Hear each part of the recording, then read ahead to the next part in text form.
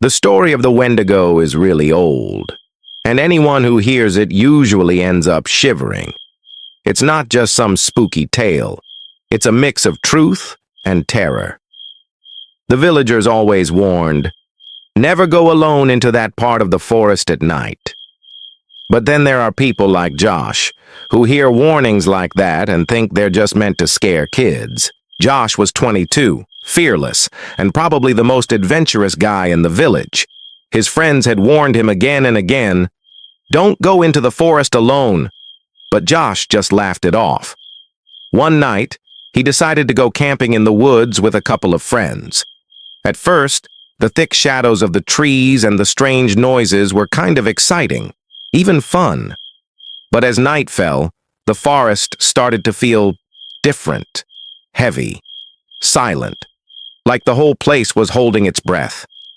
They built a fire in a clearing and sat around it. Josh decided to tell the old story of the Wendigo, just like the village elders did to scare anyone daring enough to enter the forest. He described it exactly. Humanoid, but enormous. Arms and legs unnaturally long, eyes glowing red like burning coals. And anyone who encounters it, it hunts them, relentlessly. Josh had barely finished the scariest part of the story when a sudden gust of wind blew through the trees. Leaves rustled, twigs snapped, and somewhere deep in the woods, footsteps. Slow, deliberate. Too heavy to be a deer, too quiet to be anything normal. At first they tried to brush it off.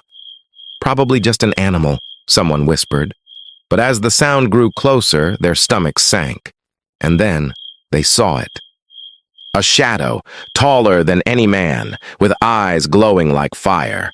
Its movements were wrong, jerky, like nothing alive should move. Josh's heart pounded. He wanted to tell himself, it's nothing, just shadows. But he knew something was out there, and it was watching them. The Wendigo kept coming closer. The air turned cold, the forest alive in a way that made escape impossible. Every tree, every bush seemed to twist and block their path.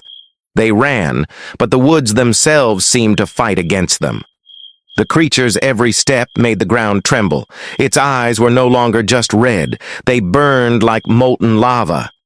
Somehow they stumbled into an old, broken-down cabin.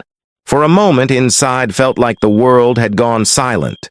But even then, the Wendigo circled outside, scraping at the walls, making noises that froze their blood.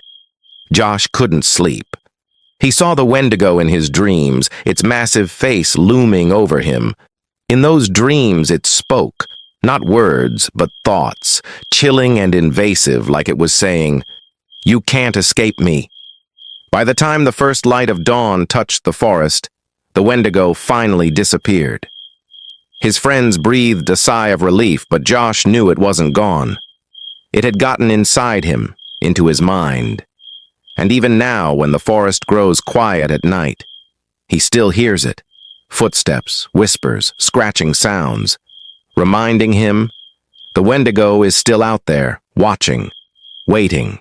The Wendigo isn't just a story. It's a warning. If you ever hear strange noises in the woods or see a shadow that doesn't belong, it's not just fear.